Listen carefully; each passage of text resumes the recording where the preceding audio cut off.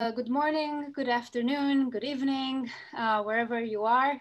Thanks everyone for joining us today for our online webinar, Narrating Conflicts in Post-Truth Era, Facing Revisionist Russia. My name is Lala Pop, and I'm the program manager of the Transregional Center for Democratic Studies, who is one of the organizers of this wonderful webinar. And I will start with a few housekeeping rules before we start the discussion. So TCDS is one of the co-sponsors along with the Memory Studies group at the New School and the Democracy Seminar Project. And I will share in the chat more information about all these three projects so you can find out more. We are recording this event, so please be mindful when you share your questions that these will be recorded as well as the answers. Speaking of questions, after the panel discussion, Jeffrey Goldfarb, who will be the moderator, will open the floor for questions. Please prepare and send your questions in the Q&A section, which is at the bottom of your screen.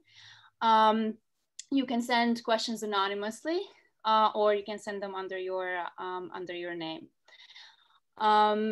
The chat also functions, but please do submit your questions in the Q&A section at the bottom. Again, we're being recorded, and this will be distributed on our YouTube channel afterwards. And I will post some information about the Q&A, about the recording, and about TCDS, the Democracy Seminar, and the Memory Studies group at the New School in the chat. So keep an eye out for that.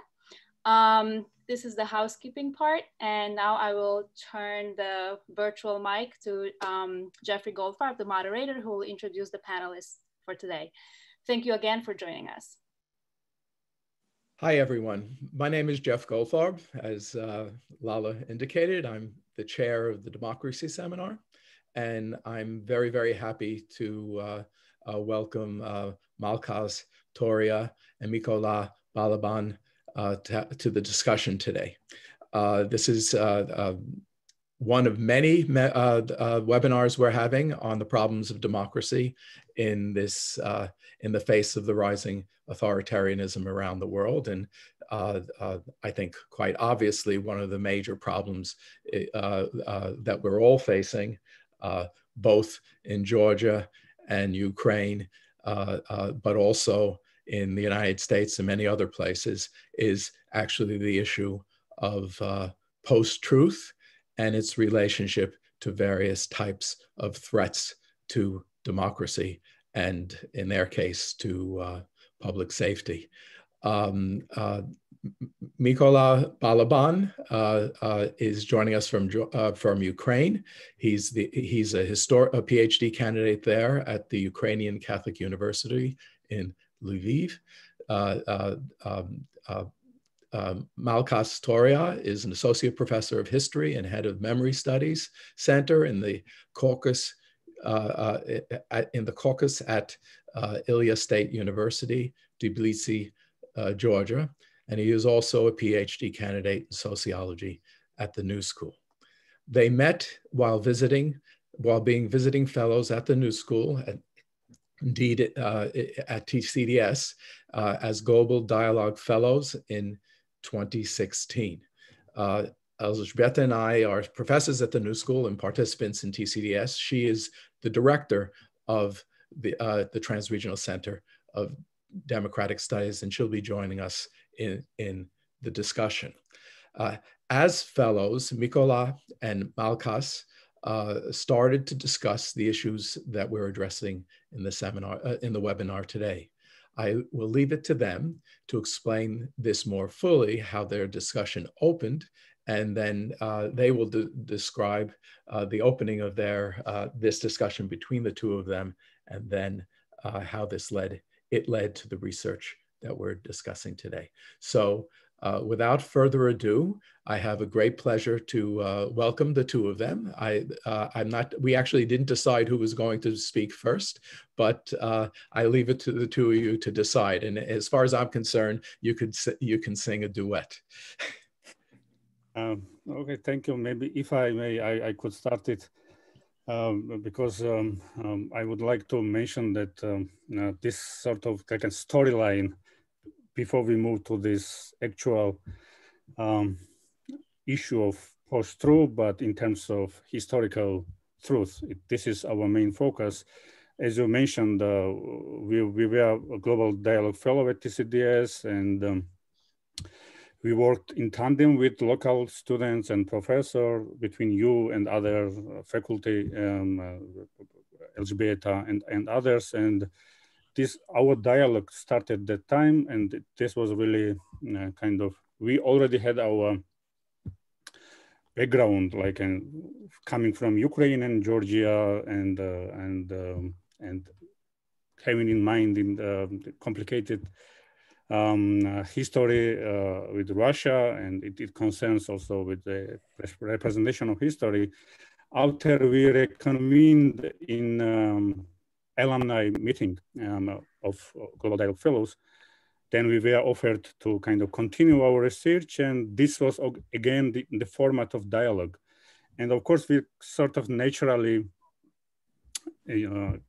create a team, because both countries kind of facing the topologically similar issues with Russia. It means that in historical narratives of both countries, I mean Ukraine and Georgia, struggling with Russia is represented as a dealing with post-Soviet empire against post-Soviet countries who try to escape Russian domination, and this is sort of justified by the history.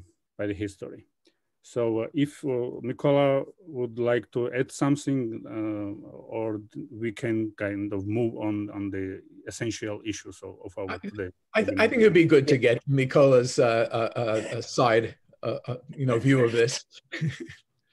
Yeah, first of all, thank you very much, Jeff, dear Jeff and Elizabeth, that's providing a possibility to talk with students and broader auditory of New School. And I have like very deep feelings to New School as an institution and the great people that was around me in 2016. At that time, it was after my military service in Ukrainian army in this anti-terrorist operation in the eastern Ukraine, and I was so renewed, to come back to this intellectual debates during the in New School. So yeah, I'm very grateful for giving me one more time this opportunity.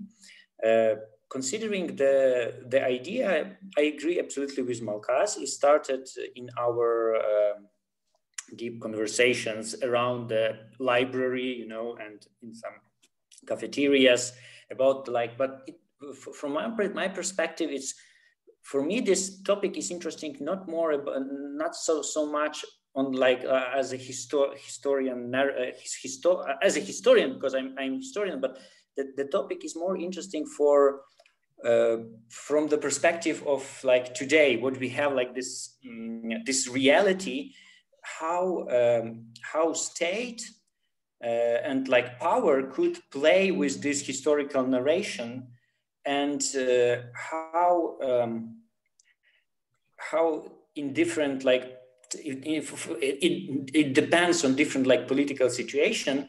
We could change power countries could change their historical vision or about such or such a country or region, and we will talk about this more.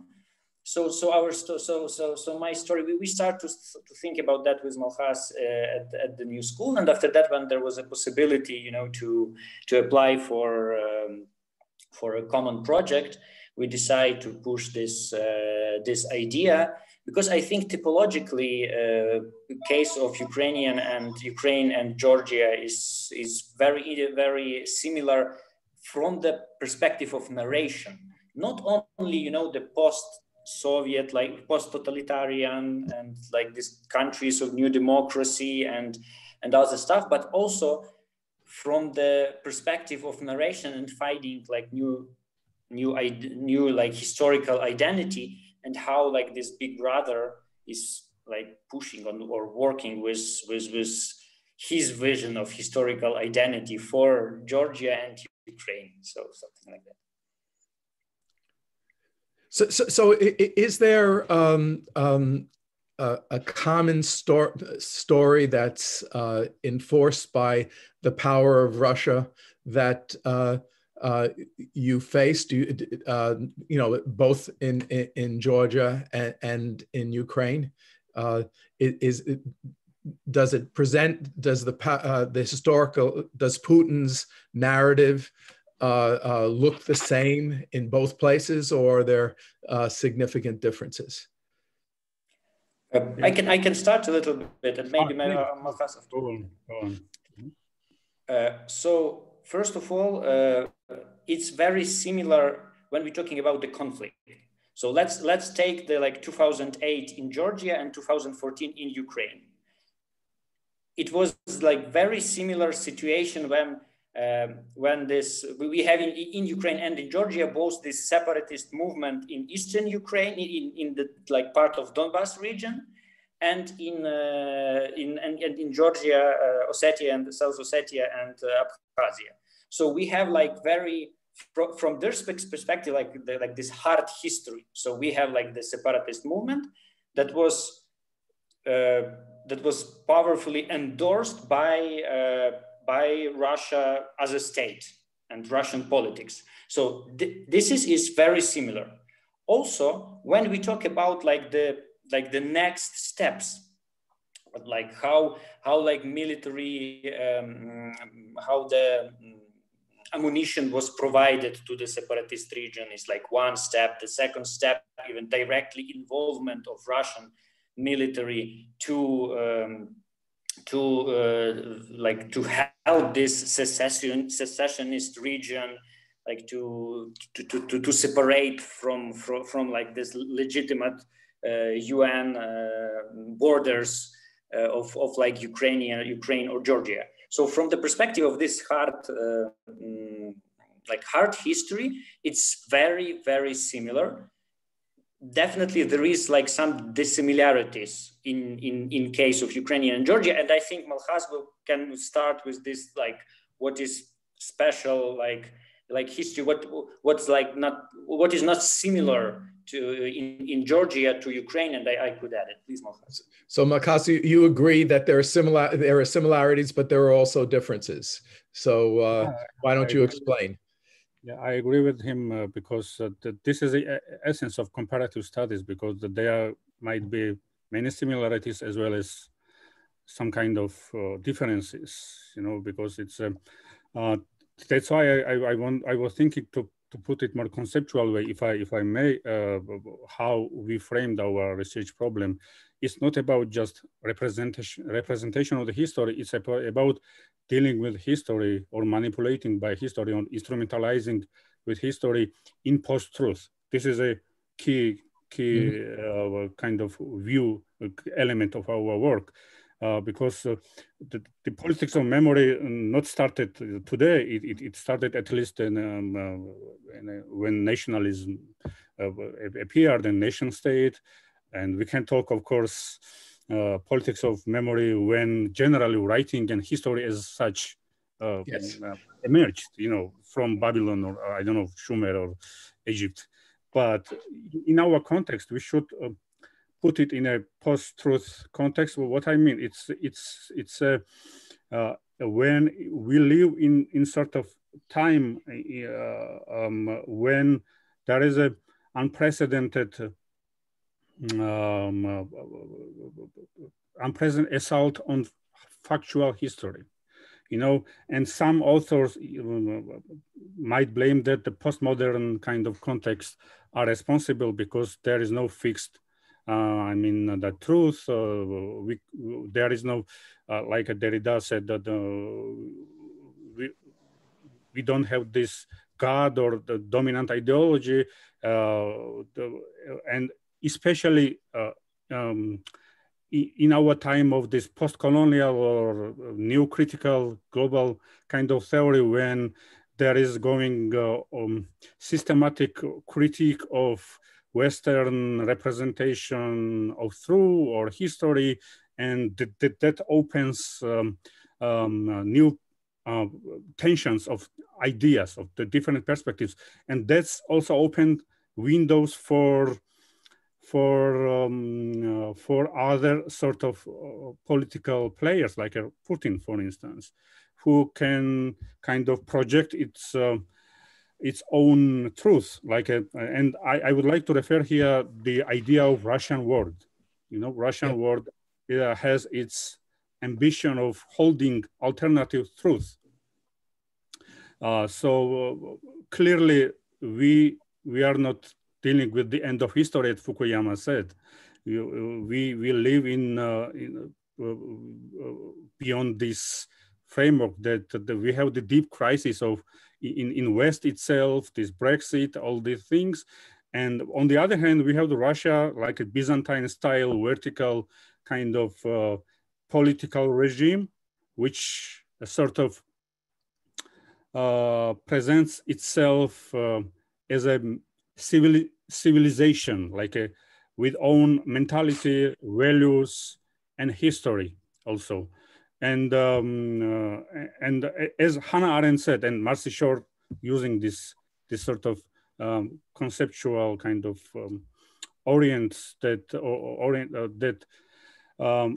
today the truths, as Hannah Arendt said, the truth, factual truths are vulnerable to politics today. Yeah, and also what Putin is doing, it's like an totalitarian ideologist of 20th century. Yeah, the Stalin, they are producing modern political lies and demand transformation of the whole factual texture. And then that means that history must be coherent with this present. So, constructing and employing grand narrative again, that serves present needs of Russia in pursuing its policy in so-called near abroad. This is Ukraine and Georgia.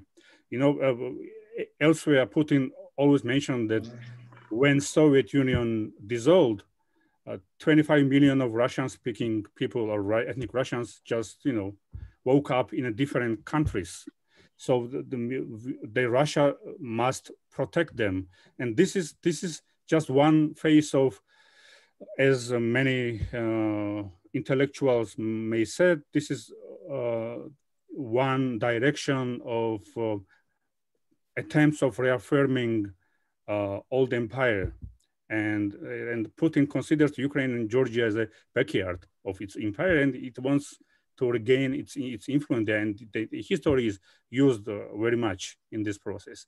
Of course, I can go on, but it would be better if you probe more. And so I do have a question. So first of all, I want to note that one thing that and Elżbieta in one side will be next.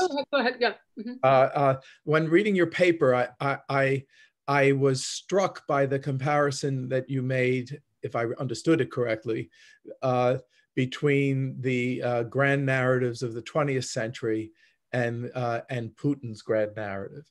So I think that what you've noted, and I think this is a correct observation, that the 20th century grand narratives that were intimately linked with the power of the totalitarian states had a forward-looking quality, that they were about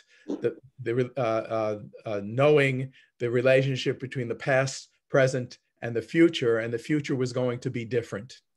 And this Russian narrative, to the contrary, is actually backward looking. It's about affirming some idealized past that's under attack by nefarious Western sources. So do I understand that correctly? Yeah, and I think that's part of the reason why this narrative works not only in the conflict between Russia and Ukraine and Georgia, but it makes the Russians attractive to reactionaries around the world. That Putin becomes very attractive for that reason. So I think that's really interesting. But then I have a question for the two of you. that when I read the accounts of in Georgia and Ukraine, in contrast to Putin, the historians' accounts, it seems to me that the primary difference is a difference of interpretation, not of factuality. There may be, but maybe I'm wrong about that. But, and then I'm not so sure if this, what we're talking about is post-truth. If it's just competing interpretations connected to politics. So Elżbieta, I'm going to let them answer, and then you can raise your question. What I'm asking is related, Jeff, but maybe. Okay, so go ahead. It is. Let them speak first. Yeah. Should I go? Unless you want to hear from Elżbieta. Okay, so I would like to. When I was listening to you, I would subscribe all of your points, but I would like to kind of clarify the last points you just made, that it's not a post-truth, it's just interpretation. Of course, these Ukraine and Georgian narratives are also interpretations. They have underlying narrative templates, which is deeply embedded in their historiography and historical imaginaries. But what I would like to stress here is that as post-truth scholars write that we can prove the kind of ontological kind of ontological kind of existence of the truth by proving that there is some kind of ontological existence of the lies.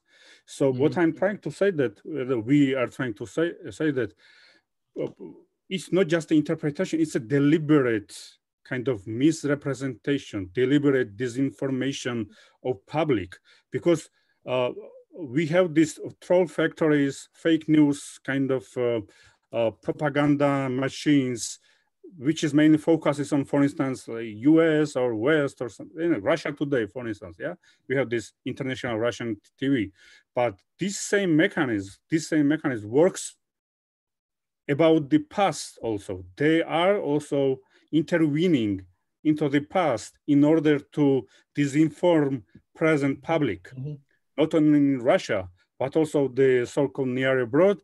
And then I will say about what does it mean near abroad after Elżbieta asks her question, because it's related. May I? First, Mykola. Yes. Mykola, So first of all, Jeff, I think that like history generally is interpretation. We all the time thinking about ourselves and interpret ourselves, and there is like the differences in interpretation. I think it's very interesting what is going on, for example, in US now with Too interesting. Yeah, sorry. I mean, especially with this General Lee memorials or something like that, with this also. We have this in Ukraine in 2014, for example, and I think it's another interesting topic, to compare how the nation could rethink itself, rethink the history and all around through the changing in politics, or through the moving to some new, more enlightenment ways of thinking of themselves. So yeah, it's about Putin. I think when I'm trying to make up sense with all his this historical citation, I think you can see in the article that there is a lot of this his purely historical citation. And for me, I was fascinating that first of all, he did not cite because every historian or even intellectual, we have some style of expressing ourselves. If we have some idea, and we read this idea in some book, so we are make citation, as Professor Goldfarb wrote in his book. It's that and that, or I said, and there is no, and even I was reading some US presidents when they are not the current one, but like previous, they make like some citation. They set the source of like this thought. But in this Putin style, he all the time using, as you know, that everybody know. Did you know that? So it's like, Sounds first of familiar. all, he's using like absolutely like not intelligent way of expressing himself, especially when we're talking about history. It's one thing. And another thing, that his historical excursus, it's fabrication. It's not, you couldn't find, any, you can take, for example, about Ukraine, about this Novorossiya. There was for example, in this Chernurubashichniki, in this Russian imperial movement, late 19th century, there was some ideas about this Novorossiya and how it formed. But for example, the whole body of Soviet historiography did not write about, like, they perceive Ukraine, with this grand narrative. Of course, it's like the younger sister of Russia. It was the younger sister of Russia. It is interpretation. But, right. But the discussion about Slavic people, about early medieval time, it was like, we have these books, and there was in Soviet Union not bad books, also by Russian authors.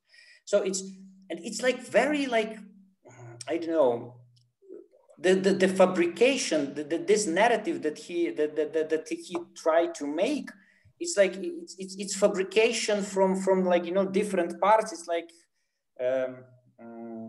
it is not coherent, but it's using the language and this all Mr.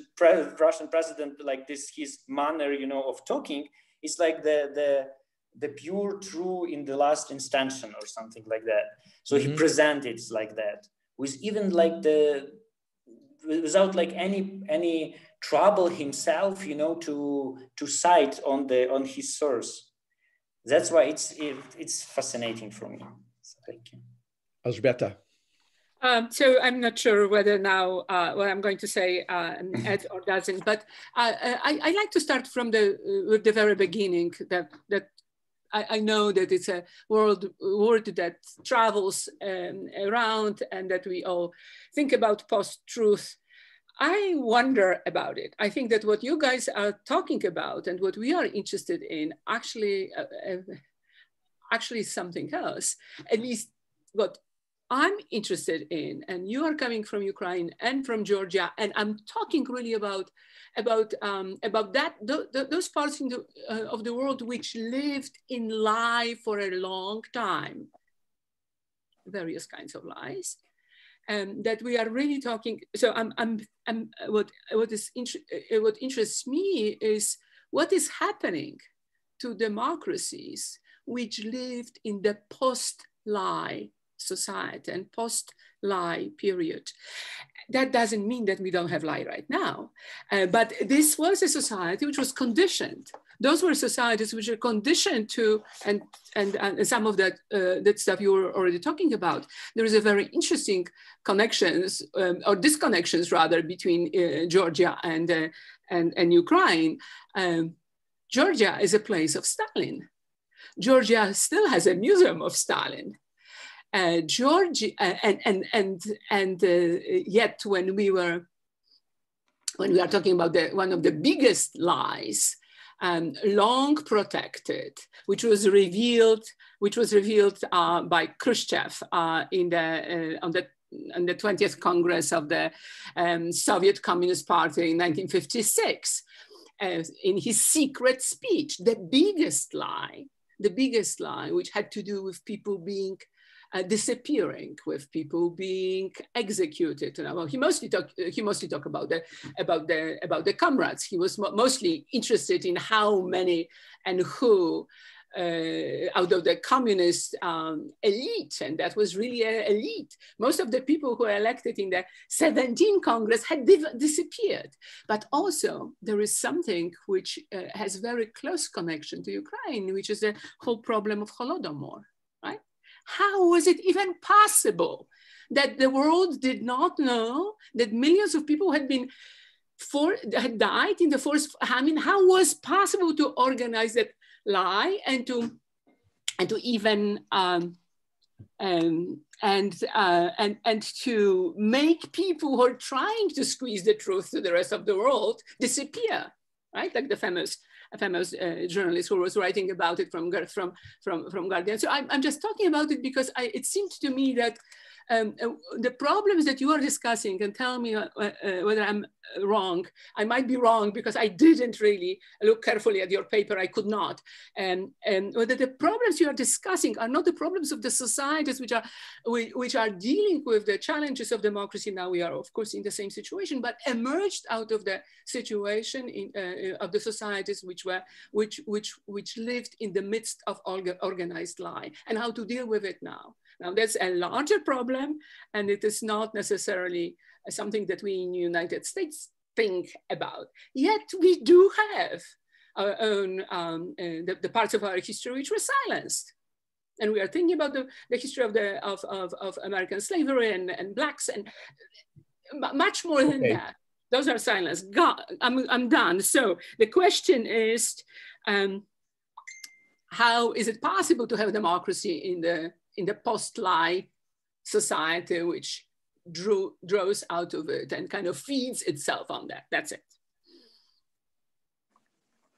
Mykola,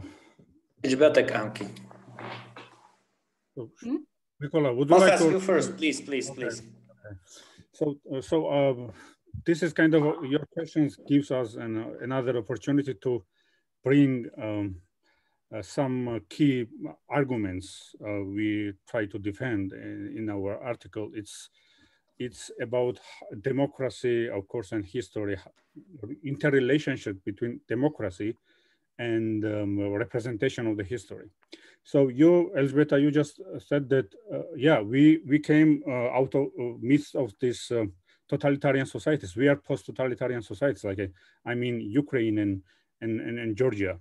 Of course, complications, Stalin's museum, but fortunately, Stalin's museum is not a glorified museum, despite the fact that there's a problem with how this museum is organized. And sometimes we feel that this glorification and just a distance representation or exhibition of the Soviet problematic past is kind of not really, we don't have these clear boundaries, how the Soviet problematic past is presented, but in Georgia, you can also find the Museum of Soviet Occupation.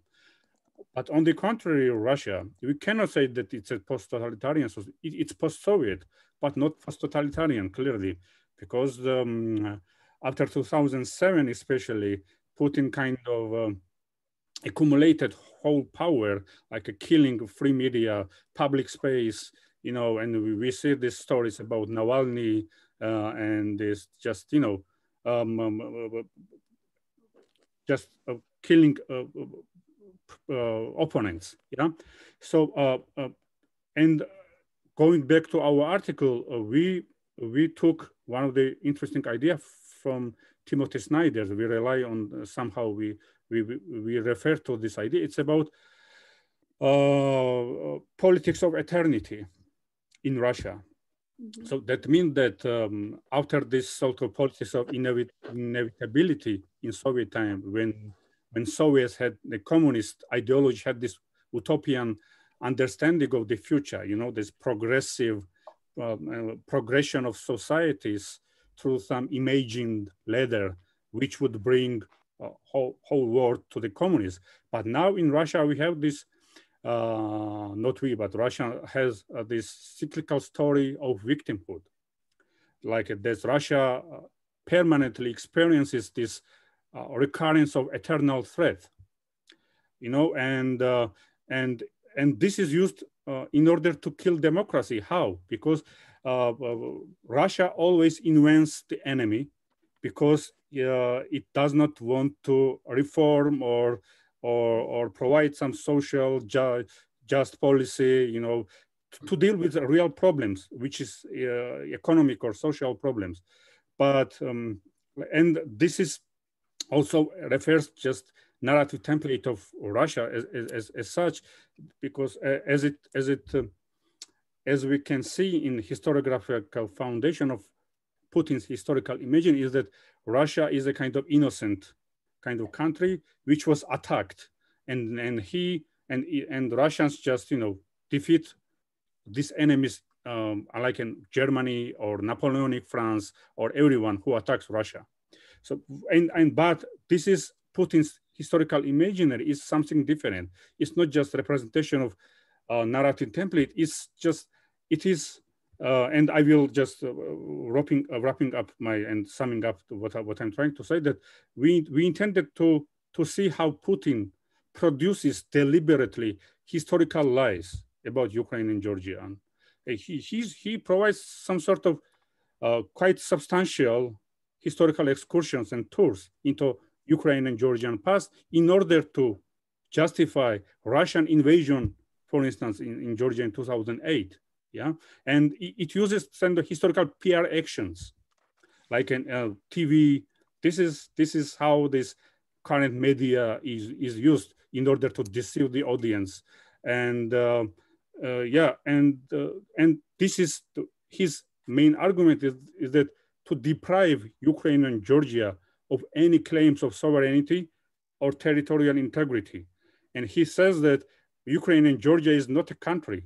They are not a country. They are, they were part of Russian Empire, and they could not have any ambition to claim territorial integrity or holding this like a Donbas in Eastern Ukraine or Abkhazia or South Ossetia. Elzbieta, can I also add? Yes, please do. It's like I think your point is. I only wanted to say that history is incredibly important, And the role of historians today is of That's the subject of their paper. Yeah. Yes, actually, we're writing about that. So, Elzbieta, your question is, I like this very much, how it is possible to lie about Holodomor, for example. But actually, it's quite easy to lie when you are like totalitarian society. Well, if Germany, Third Reich did we know about Holocaust. What we know because the Third Reich was destroyed, and like the truth revealed the real scale. But at the same time, now we have this in, for example, North Korea. We don't know what is going on. So there is a problem. The people are hungry. But I think when this regime will fall, like we will see like terrible stuff, and we will ask ourselves the same question as now you ask about the 30s. I think it's my opinion. Or for example, in China with the problem of Muslim community, we know because there is like this satellite images, we know that there is camps in 21st century. So when we're talking about it's in totalitarian society, it's quite easy to lie. In my opinion, this reading in history showed me, or I think so. But I think that the reality, but we have this hook with post-truth, is that reality of post-truth, this reality of post-truth, you don't need to hide a lie. You just need to say that there is no truth. Everything like this is fake news, or everybody's know that Ukraine never existed at all, or something like that. You need, to push in this in media sphere, in the internet, the trillion of like different messages, and say that there is no like actual like truth, or there is no like actual objective facts or something like that. I think it is a huge problem. It is like the essence of this post-true reality, like with this or not. Of course, we can discuss about the category, the precise, and how to work with that. But in any case, I think it's like when you say that truth does not exist as such, like you don't need to hide anything, like, or to hide some lies.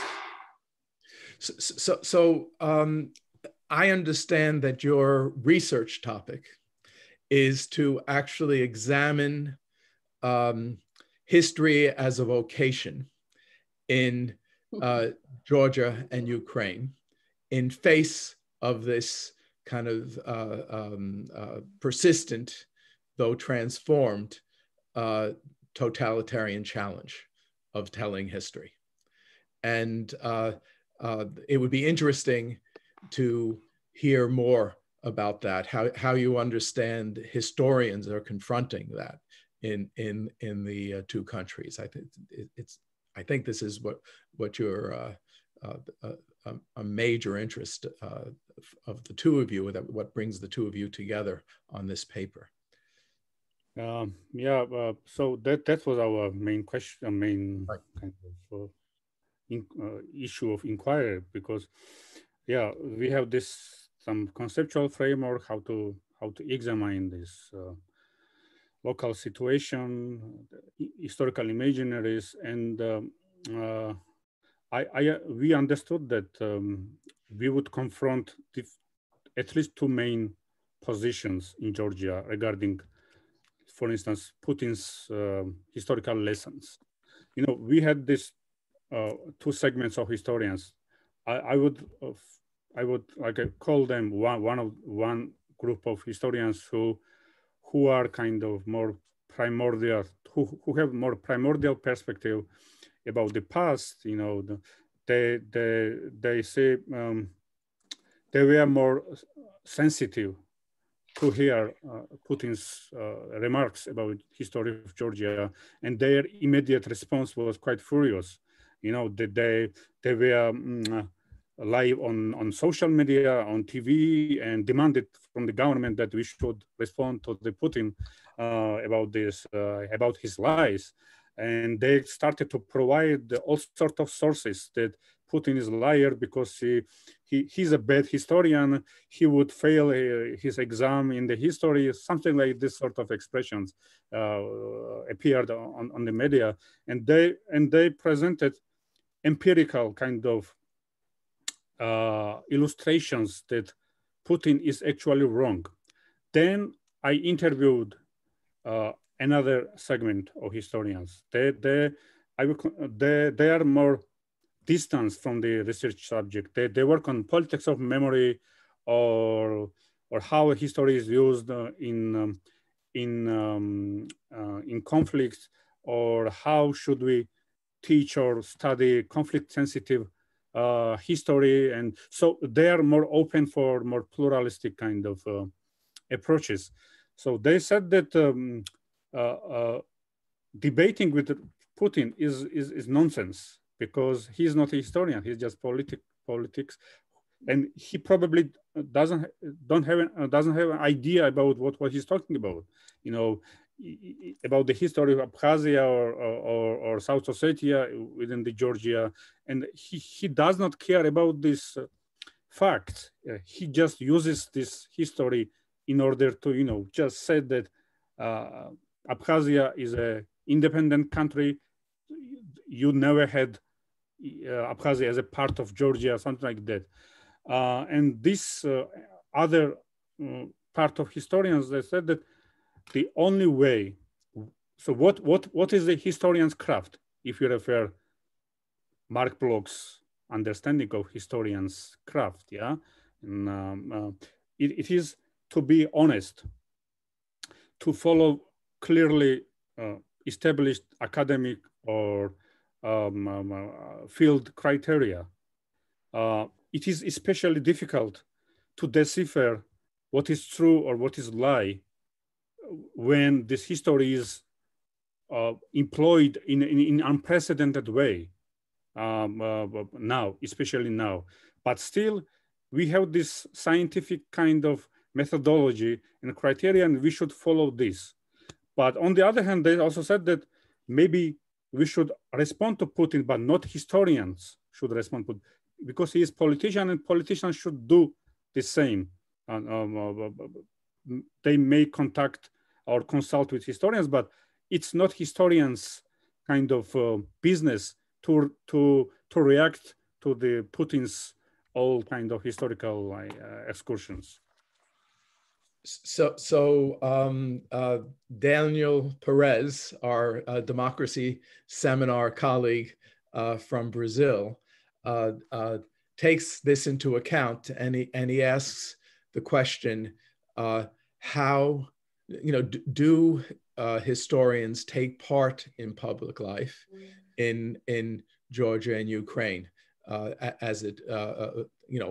do they? But also, do in fact do they appear as a way of influencing how the public kind of appraises the challenges that these countries face?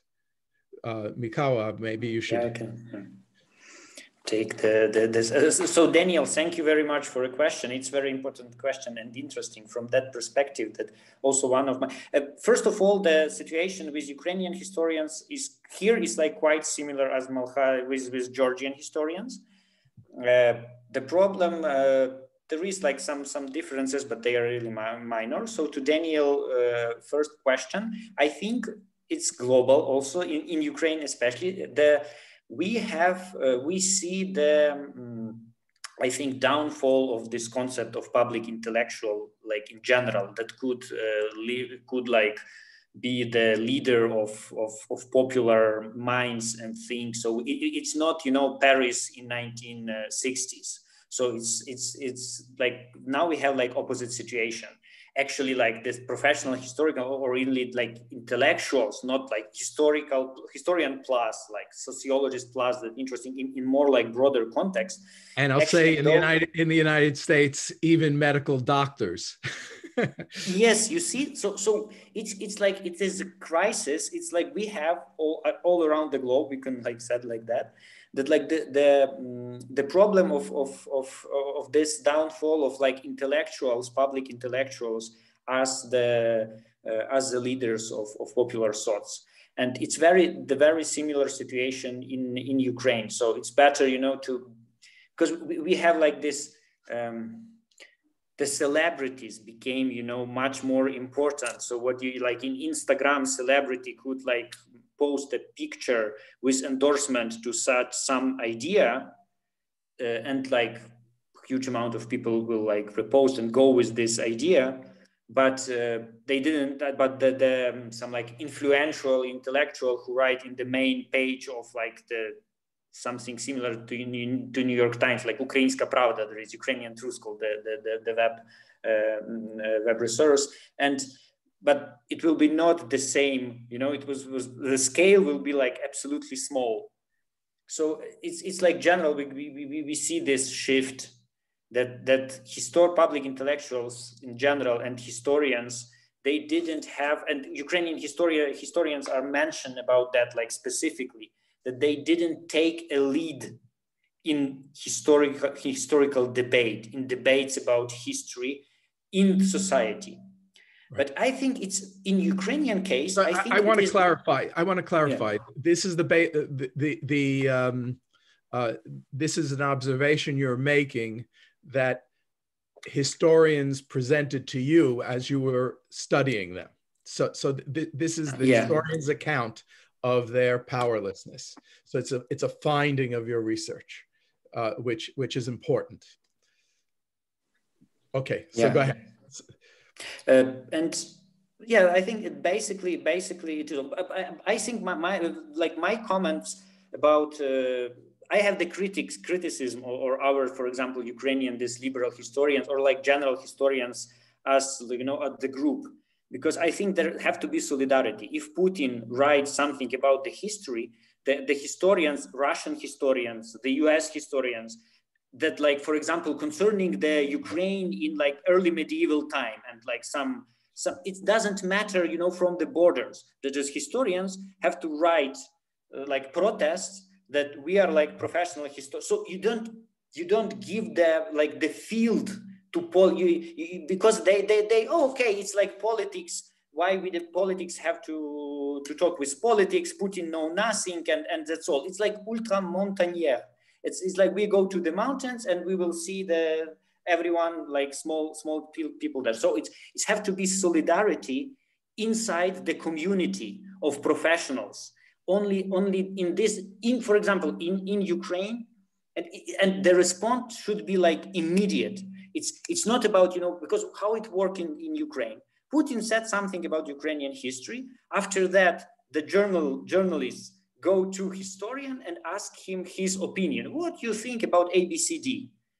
But it's like after, like it was like 3 days after. After that, of course, like professor, he's very busy, to do all the stuff around. I think, Jeff, you know that. And he will reply to this journalist like two week later. And after that, we have like this lazy, no, it's not true, it's bad. So it's have to be this solidarity, only through the solidarity and some from the medical doctors, as you say. Yes. Like they said, no, you can't say like that. And because it is a science, and like COVID-19 is the virus working like that. For example, we are historians, we are like sociologists, and it is working like that. We protest your intrusion to this field, to our field of study. Or if you want to mention something or talk about something, please make the make the notes from what author you take, like such and such. And it's also about Ukrainian politics. It's not only about Putin, but like only by defending, the ground, this intellectual ground.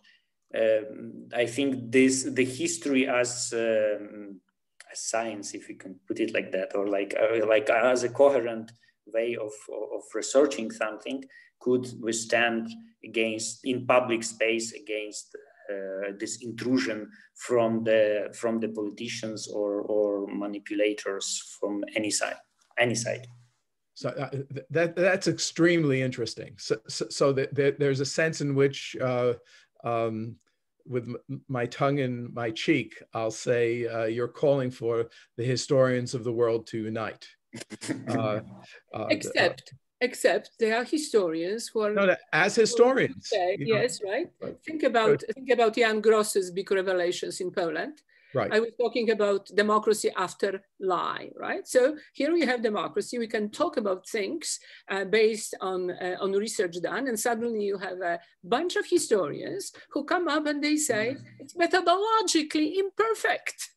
Right, it's incredibly important. It's incredibly important. So I wonder. So my question is, I understand that there are issues having to do with generations people living outside of the public life, outside of the public square. The public square is open, and now all those things are filtering in that you were talking about, which have to do more with conspiracy than with democracy. And then there are societies like ours here, upstate New York, everywhere, right? Which didn't think they live in a lie. Yeah. And yet the question is, how is it possible? What had happened? Are we asking right questions? It's not related just to those places which were under totalitarian rule. That incredible attraction, right? That attraction to things which are not tested, not known, and to the whole idea of conspiracy against us. So well, do you have a response to Elżbieta? And maybe Malkhaz, because I think I take the ground a lot of space. Yeah, I wanted to clarify. So in Georgia, on the contrary, there is no problem of orchestrating one voice against, from the historians. Yeah. Because, even in Soviet time, Georgia was sort of kind of strong identity with this kind of organized historical imaginary, very ethnocentric sort of, of course, it was facilitated by Soviet nationality policy, but before that, given this pre-modern kind of cultural background, like a medieval one. So there's, as Hobsbawm says, there was a quite complex symbolic storehouse to use and employ and assemble national narrative. So I see problem. I don't see the problem that that there was not response. There was a response, but I'm concerned with methodology, because history. If I understood correctly, when we respond to Putin, we also doing politics of memory. Mm-hmm. I mean, it's not a history as a field, as a science, it is kind of a political move using historical arguments. I would side with history as a science, as an honest kind of, as a field of inquiry, when we use not already known implications to reconstruct some sort of past, but our logic of inquiry should lead us to the conclusions. Not conclusions lead us to the representations. So yeah, on the other hand, Putin should be addressed, but I would agree with these Georgian historians who are detached from this heated debate with Putin that that politicians should consult with historians, of course, but they should answer that. But historians, as a scientist, sitting in the libraries or writing something, they should be guided by different principles. So this is a difference between the two of you. We have some sort of contradictions here, but if of course I am also a citizen. I am not. We are not speaking from 0 point of reference. Especially me, I am a internally displaced person from Abkhazia, which is lost to me because I cannot go home, and it is not only my professional interest but also personal kind of story for me.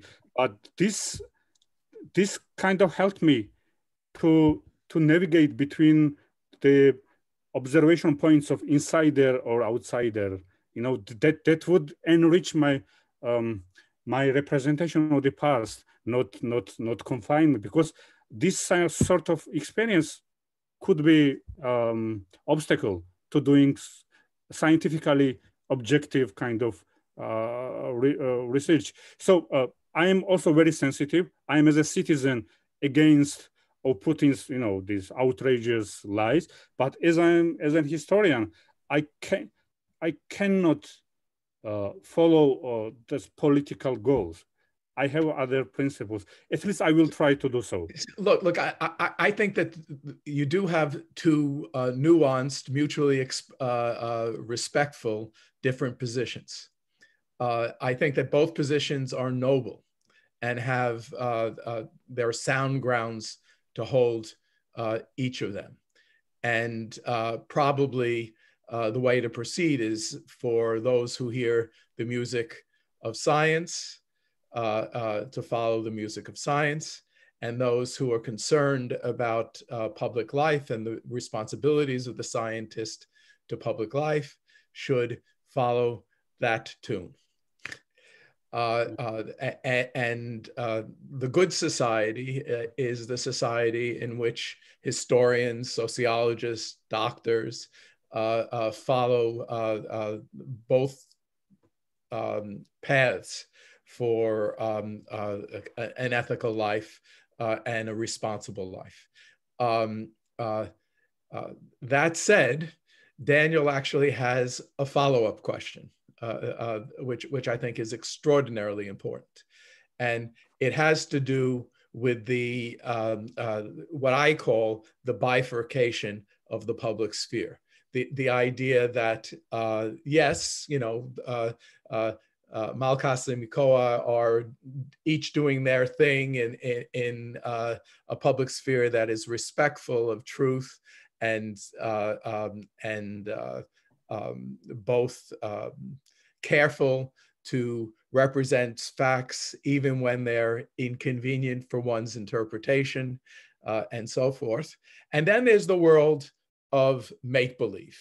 The what he refers to as the alt-right Netflix, which is called Parallel Brazil. Parallel Brazil.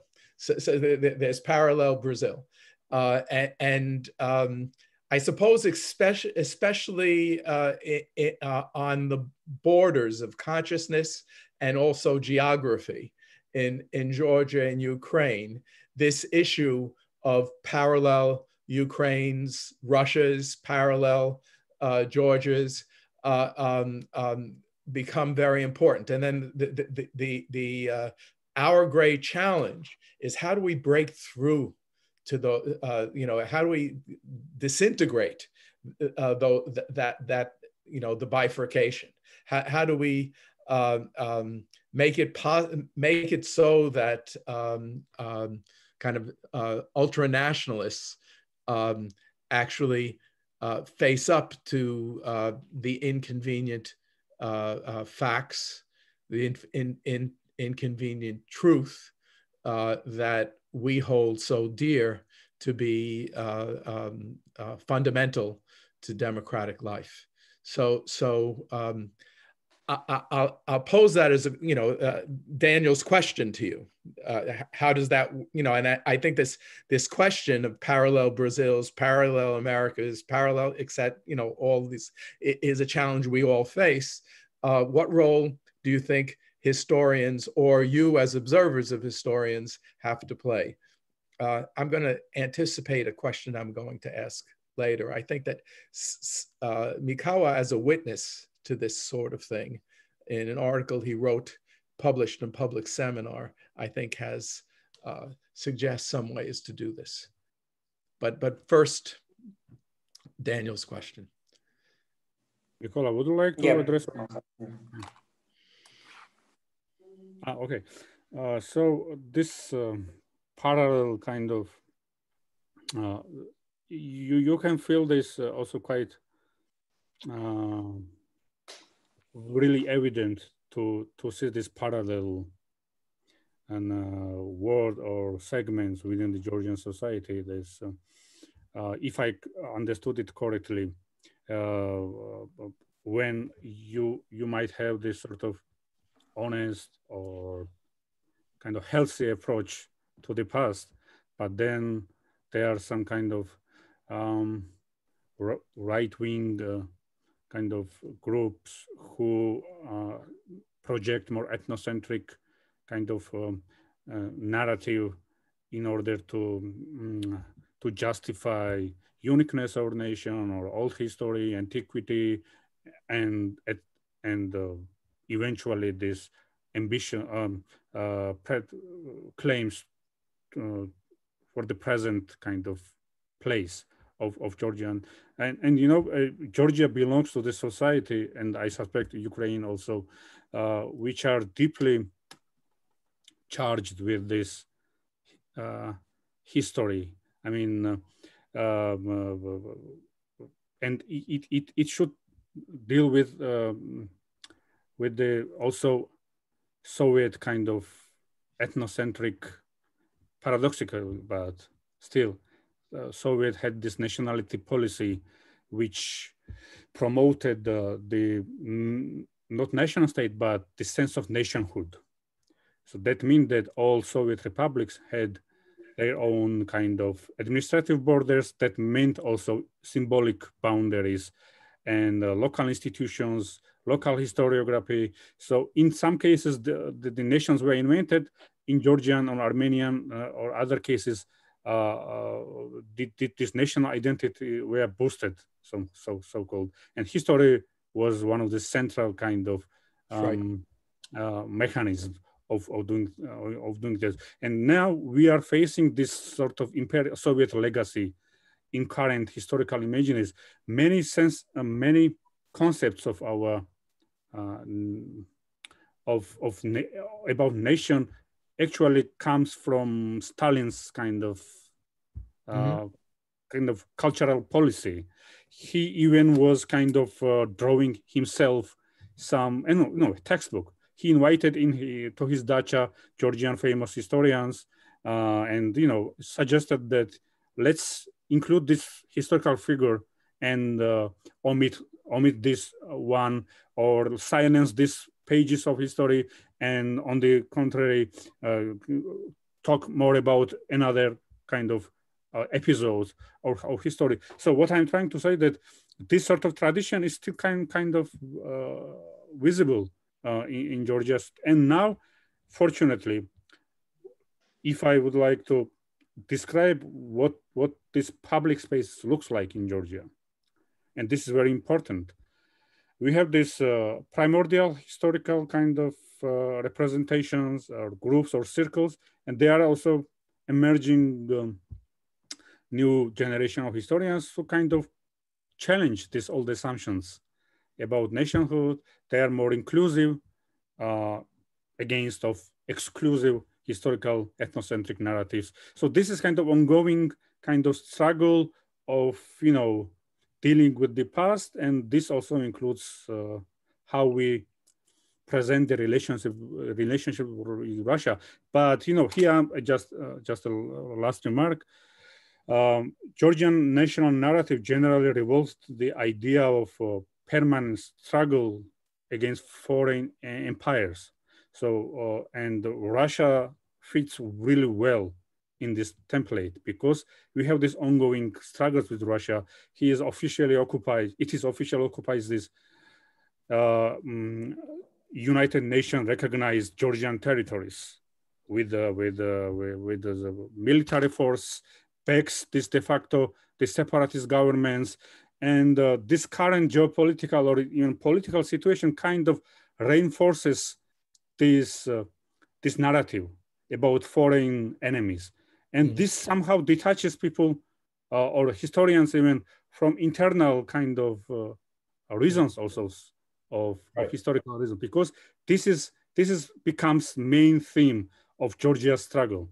But this new generation historians kind of try to bring another problems, like maybe we are also kind of responsible or some sort of things we've done, because Soviet past is not just Russian Soviet past, it's about Georgian Soviet past also.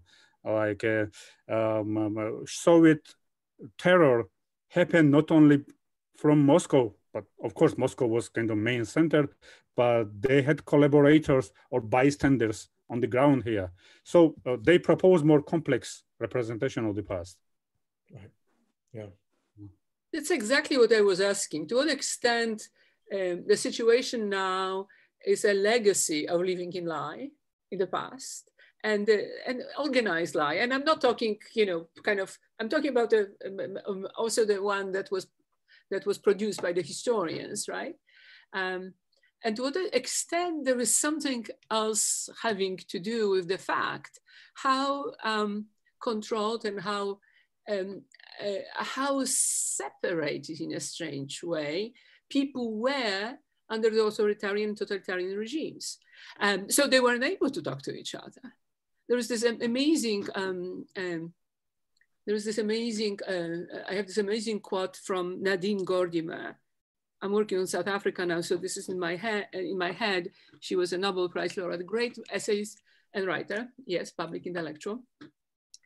When she said, men are not brothers, they have to discover each other. And it is this discovery that the apartheid, we can say totalitarian regime, was trying to prevent. So what is happening now? What is it now that doesn't make it possible for us to discover each other? I mean, America is a separate stuff altogether right now, although suddenly it's strangely similar. But what is it in Georgia and in Ukraine? That public square, the discussion is not possible, in which the whole situation of lie or complicated whatever would come up, this relativity that you were talking about, Mykola. Of course, yes. Mykola, do you want to respond to this, or Malkhaz? Malkhaz started to say something. Yeah, I mean this detachment from the lies, and if this public kind of space is there enough public space, let's say in that way, to kind of situate oneself against this clearly production of lies, especially concerning the histories. I think in Georgian case, the public space is quite plural. Mm-hmm. Because, for instance, I'm not afraid to express my concerns, even critical, to state university where I work, where I affiliated, and actually at this university you can find people of different opinions, drastically different, not just difference about some sort of issues, but I mean this leftists or rights or I don't know, conservatives or progressive people, they can talk and not kill each other, because that was the case. That might seem funny now, but that was the case not so remote past. In Russia, for instance, actually there was yesterday Putin made another statement about the history that we should guarantee that history should be taught in a correct way, in a right way. So what does it mean? That this is a classic Orwellian kind of story. Also repeated by our dear president. Absolutely. Yeah. So, but your dear president, fortunately, not so overwhelming power yet. I hope it won't be. Yeah. In Russian case, it's really challenging because professor could be jailed or just fired from the university. So in Georgia, on the other hand, you cannot, you are not in such danger. I'm sure that in Ukraine also. I don't know if I responded whether he's with us or not. Are you here? No, yeah. I was us. Yeah. So is the same true in Ukraine, that people associated with the university have different positions and they can articulate them freely without fear of their safety? And talk to each other? I think more even not. I think that the situation is very similar generally. I think this, like we could say, like post-totalitarian democracies, as I think Georgia and Ukraine is really is.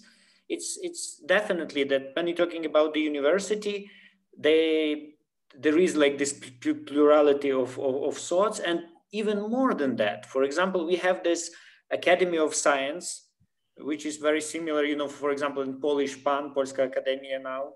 And, it was created as institution at the end of First World War. Okay, but it was mainly this institution have like the body, this totalitarian style. They have each like this academic, he needs to go through all this state levels of ranking and all the stuff. So it's not like even like university professor. But in Ukraine, we have, for example, the members of Academy of Science that absolutely critical to for example, president position or like current political position. For example, the situation with when Ukrainian president, ex-president Poroshenko started campaign is called Armia Mova Vira, which is like army, religion and language. So it's like the core, his like core what's called advertisement to his like campaign. And there was like couple academics, historians that like were strongly opposed on that, and everything was for them was like everything was okay. No one was persecuted or fired or something like that. So I think this we already have this plurality, but you see the plurality of thoughts and discussion. So this post-totalitarian plurality, it's not necessary way to avoid this parallel stuff, parallel country or something like that. But it's very good. They are first; those people are first, you know, to ringing the bell if something happens, and I think they work well on. For example, in case of Ukraine, when we're talking about like politics of memory or something like that, another stuff that like once now we're talking about the, you know, universally understandable thing. So it's a very similar situation, for example, in Russia with this post-truth and these narratives, in the US, in Germany, in Ukraine. But I think when we're talking about when we talk about Ukraine or Georgia, I think for Ukrainian is 100%. That also Ukrainian society, because we have war, and in Ukraine, that the society that have like that actually on the borders of this country, there is like constantly people dying, and there is a little bit like different okay, let's put it like that, the loss of like this classical intellectual discussions is a little bit, you know, different than for example for us, like to intellectuals, first of all, not intellectuals, everyone, if you want to know some position, are you could ally with this person or not, Ukrainian have to ask Crimea, to whom belongs Crimea Peninsula? And it's even in Ukraine, we have the joke. If you want to know, like to taste a Russian intellectual, you have asked him to whom Crimea belong.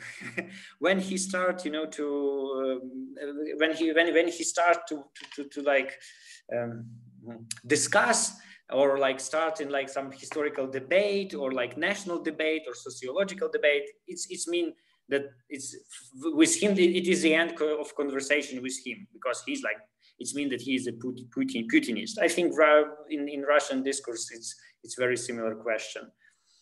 So yeah, plurality is working, and it's helping society not to drastically not to go to this alt-right or something like that. But at the same time, this parallel Ukraine or something like that, it's of course it's working. But I think general trend is like more positive than negative. But maybe I am, you know, too optimistic. And another like small comment on the Daniel second question. You know, Daniel, you give like it's extremely hard questions. So what to do with what happened is, you know, my like, you know, first answer will be, you know, to grow your own garden in the style in you know, as in the style of French 18th centuries intellectuals. So but you know, to talk with people, the first of all, actually I think what to do, we have there is very good okay, it's the next topic, it's another big stuff, so yeah, something like that. So I think that the conversation has taken a very, very interesting direction. So that we started by considering, kind of, in a sense, the international politics of memory. So it's memory as instituted by Putin. And the way Georgia and Georgian historians and Ukraine and Ukrainian historians kind of confront that. And then at the very beginning, I asked the provocative question, well, aren't these just two interpretations? And knowing that you were going to explain ways that it isn't just a matter of two competing interpretations, that there's more involved, and you explained in very interesting ways and specific ways how you know, what is more involved and how do these things work.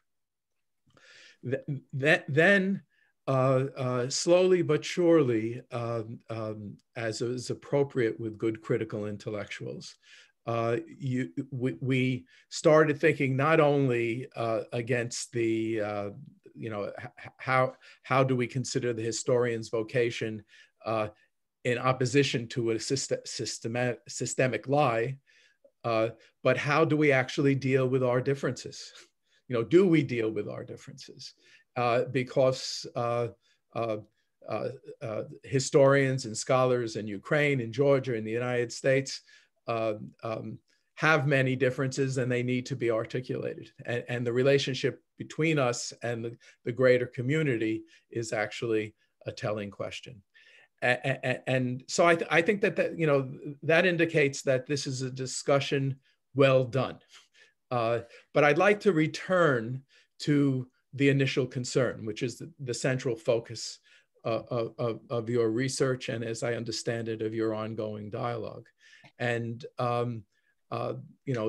so how do we confront this? And Malkhaz had the idea of, I'll say the idea such as Max Weber's, that we have to keep our professional house in order and do it properly.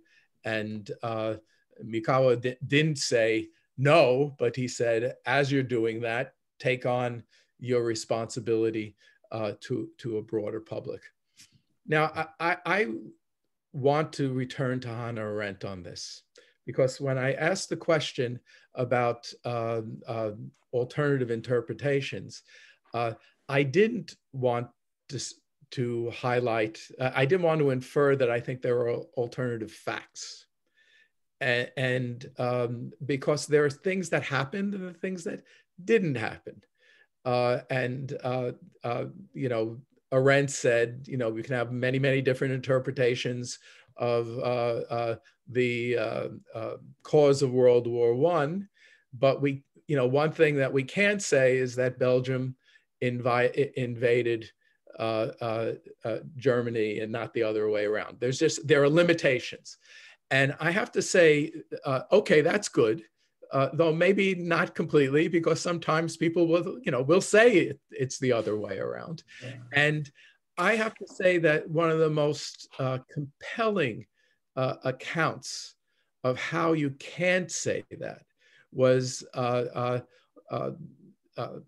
piece that Mykola wrote from the trenches of Ukraine on the Ukrainian border. And I would like you actually to kind of share that with the seminar group. And I'll also note that it's not only that it's an incredibly important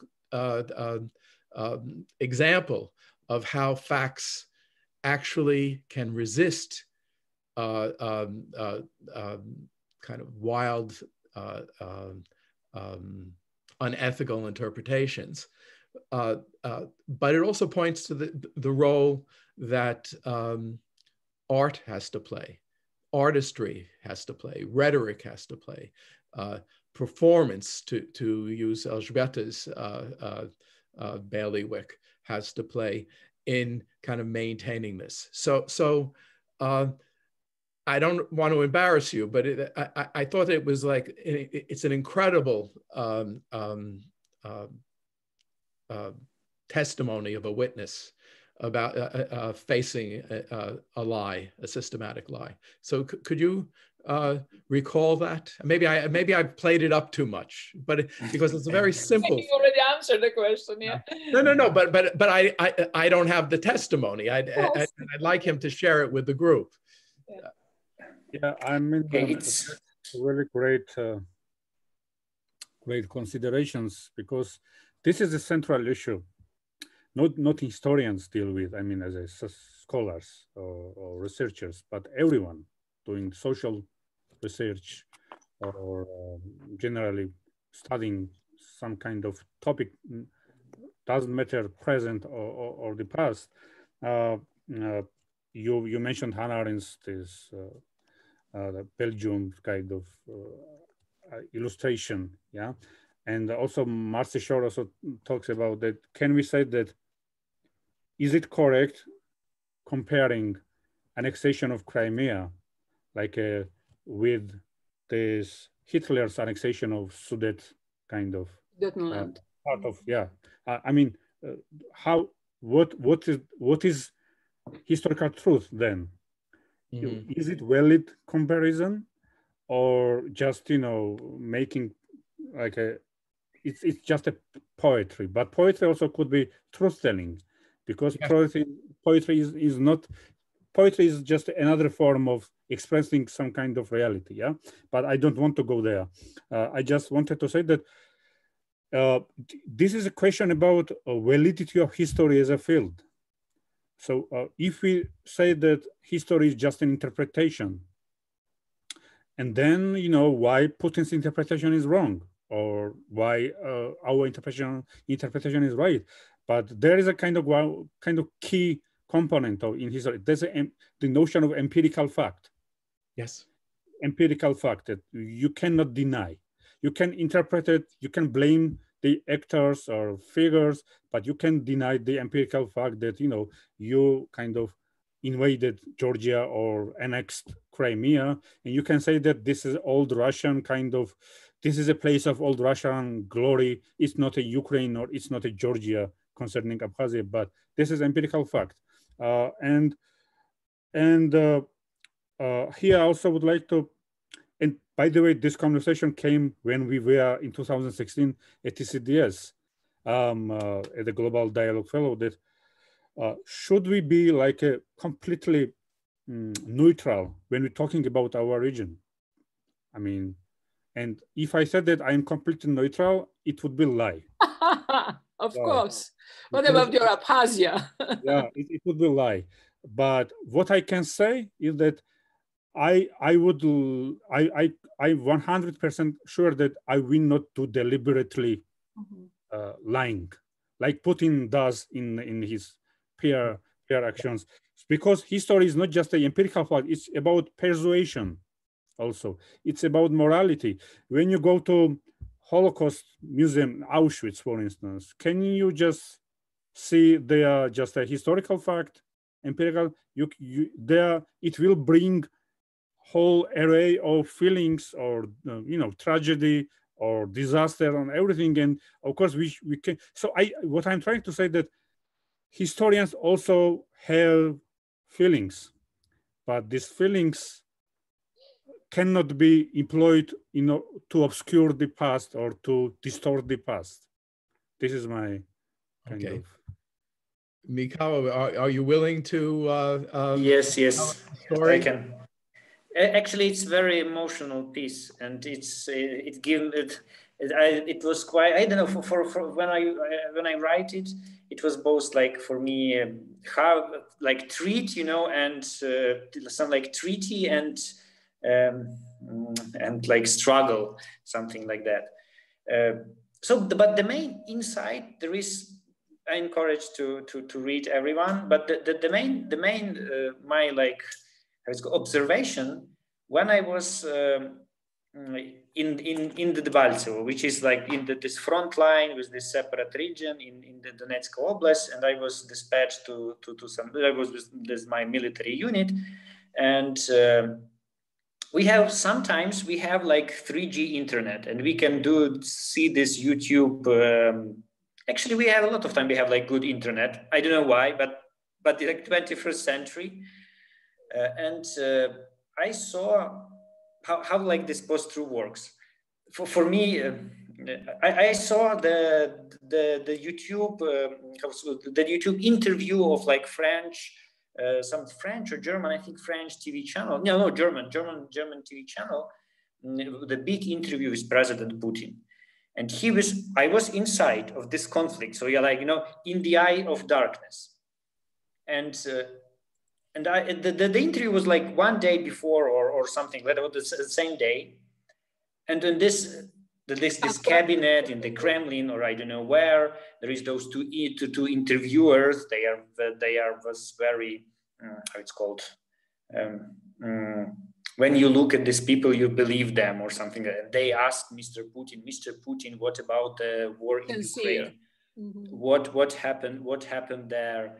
There is someone from the West tell us that like, and Ukrainians tell that Russians directly fight in Ukraine, or like Russian technique or artillery bombard Ukraine, and Putin, and you look at this interview, and Putin was you know, as in his style of replying, he said, no, there is no, and there is only separatists. They find some artillery pieces in the coal mines, and they are like this Novorussians. They are of course they are pro-Russian, but we didn't help them with anything. Sorry. And at that same moment, when I looking at those video, I heard the roar of like rocket, because I was in the bunker, something like that. Strange, but like, you know, with blindage, it's called. It's from French language, I think. And I heard the roar of the rockets that like flying from the east under the heads of our positions. And over our positions.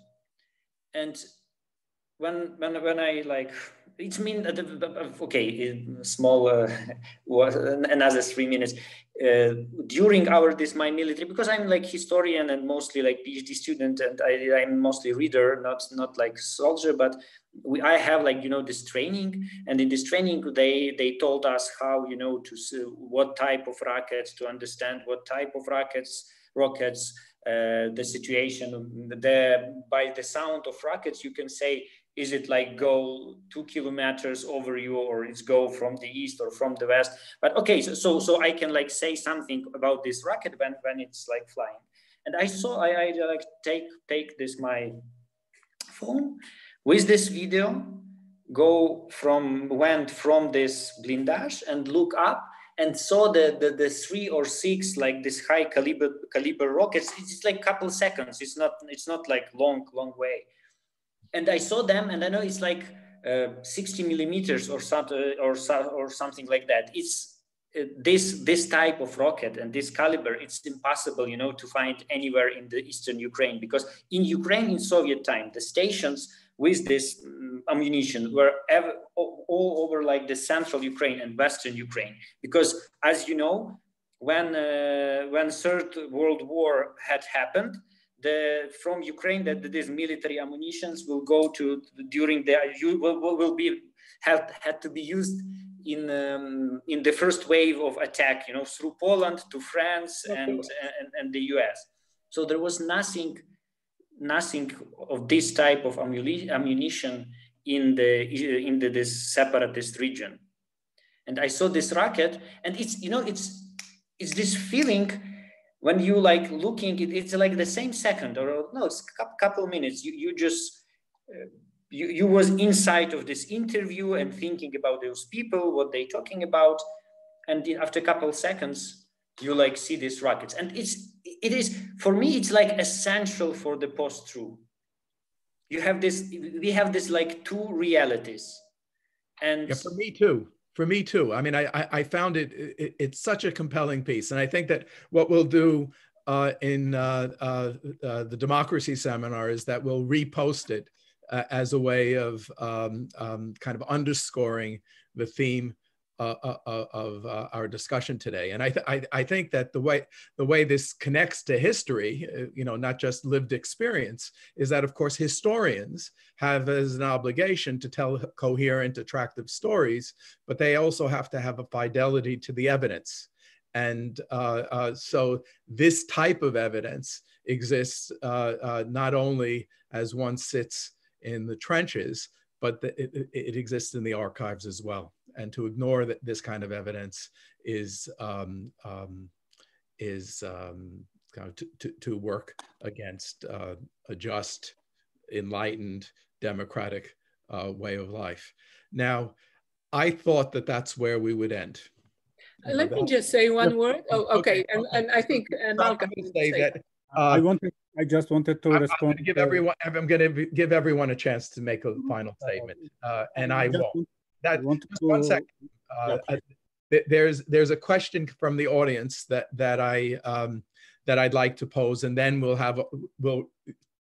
everyone will have a chance to wrap it up, and that has to do with the tension that exists be, our last chance to address this, the tension that exists between academic debate and public debate.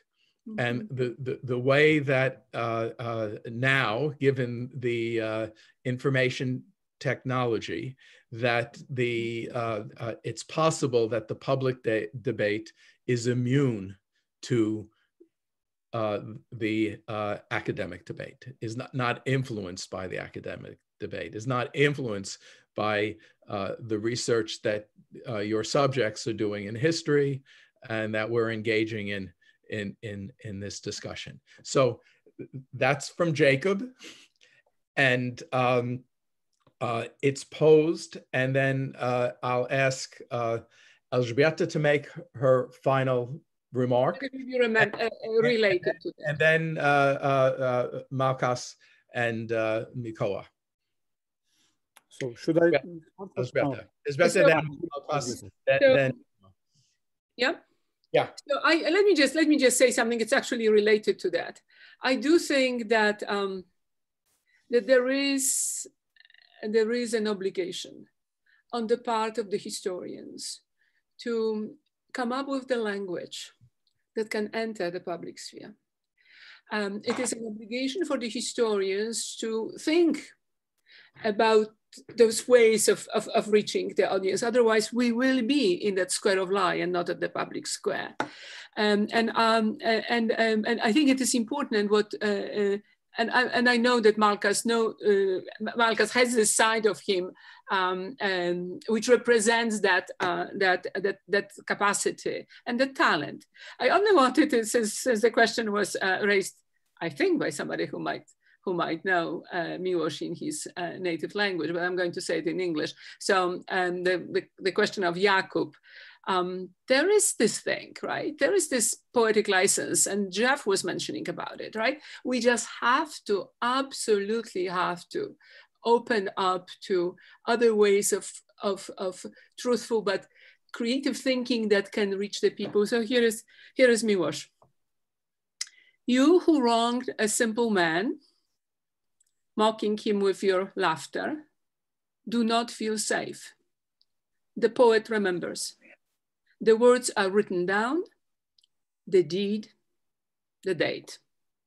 Workers in Gdańsk were incredibly nervous that somebody is going to not only misrepresent them, but erase the thing that happened from the history, from the memory, put that piece that I just read on the bottom on the base of the monument in Gdańsk to commemorate the 1981 solidarity. So I think that there is the need for solidarity the need for solidarity is important not only among historians, but there is something about the language that we really have to use to open up to the to recreate, to reconstruct, to make the public square a place for everybody.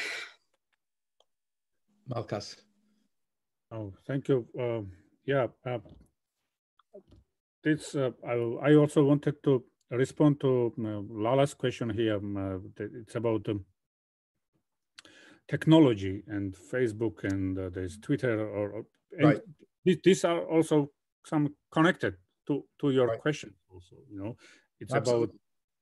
about academic and public debates, because public debates plays out on social media, and we witnessed this. And actually, I asked my respondents about this, about, for instance, fact checkers. Mm-hmm. What are their function? And one of them responded that fact checker is not enough. Historians still has his or her task to kind of she's a professional, and fact checkers, just some applications, cannot do historians' job, but also can contribute because we see this thousands of fake pages or tweets or posts on Facebook intending to disinform society about the past also. And what should we do? And here comes this, your question, Jeff, that academic debates, it's not just at the universities or at NSSR, just within us, but also it should kind of some sort of project to this public space.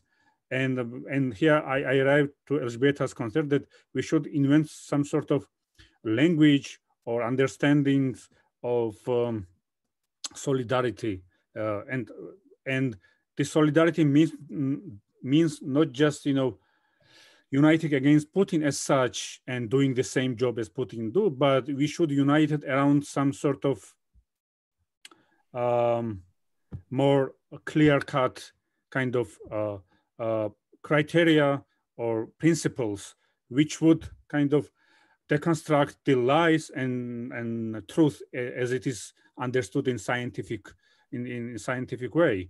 So I think the technology are crucial in these terms. We need some sort of crossover genre, not just speaking to each other, but speaking to as broad public also. So I think this is a new tendency of rich, because these parallel people, like parallel Georgia, parallel US, parallel, I don't know, Brazil, or this is also called banal nationalism, for instance. Yeah, these are informed from different intellectual sources, which is conservative, right-wing, or even fake tradition. So we need more complex and reachable even technologies or language, more broad, understandable language for public audience. Mykola, your final thoughts. Thank you.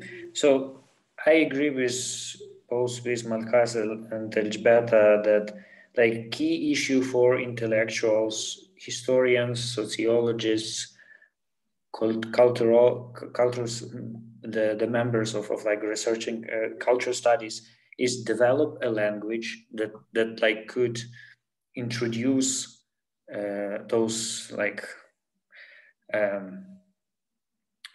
big ideas of like fighting with this parallel states, like with this parallel new rights and old rights and all the stuff, and that like could be understandable to broader auditory. So it's like language, and one more time language. And also when we, each of us, like discuss about some problems with some people, do not turn our head when we understand that they are disagree with us and just, oh, you know nothing, or you understand nothing. You have to read like 20 books more, and after that I will start to talk with you. No, it's only through discussions, through speaking to all kind of people, and we can like obtain one more time this connection with the broader auditory. Thank you. Okay, so that was very, very interesting. I have to say, I learned more about Ukraine, Georgia, and Russia, about history, about post-truth, but not just in that part of the world, or as Malkhaz spoke to me yesterday, in that neighborhood, but also my own. It remains kind of perpetually upsetting to me that we are all sharing these problems, but on the other hand, uplifting that we are thinking creatively and are working for alternatives.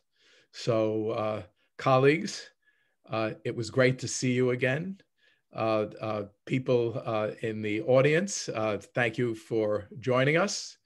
And I'll point out that upcoming, we're going to have a webinar on populism, maybe Lala can provide the details because I don't remember it offhand. And another one concerning academics and intellectuals who are involved in the struggles in Belarus. People coming out of the European Humanities University in exile in Lithuania. So these are upcoming events, and they'll continue these discussions. And thank you again, friends, for helping us. Lala, is there anything that we need to do to say goodbye to everyone? And well, make sure you save your chat because there's a lot of good links there, including the links for the events, the upcoming event next week. So how do you save the chat? It's an important question. Copy it. You go to the chat, you open the chat, and you click on the 3 little dots on the bottom right. And the first thing that comes up is save chat, and you save your chat. Wow, indeed. Yes. And where do I save it? Thank you. Thank you for great questions, Jeff and Elzbieta, and attendees. Really, thank you very much. It was so good to see you guys. Such an amazing work since 2016. So many things have happened in the meantime. I like to think that some good, some bad. I like to think that there is a light there in front of us. I hope that the American public makes important decisions next month that will put us on the right track. Yeah, also. I think things are looking good, but I worry that they're not going to turn out well. So, bye. Goodbye. Bye. Thank you. Bye. Bye. Jeff, can we talk afterwards, after the other meeting?